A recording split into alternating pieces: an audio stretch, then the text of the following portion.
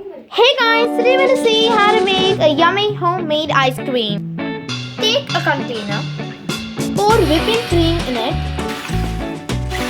whip it with your whipping machine. Your final result, after whipping, pour condensed milk in it, add your flavoring,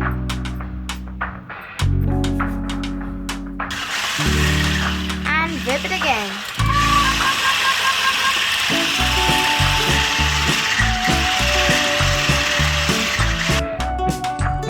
Once you're happy with your whipping, you can serve it into your container.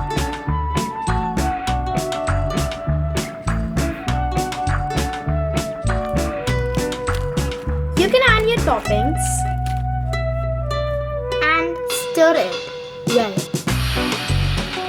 Cover it with a cling wrap paper. Cover it with the lid. Keep it in the refrigerator for 6 hours. Wait for your result and enjoy your ice cream. Thank you.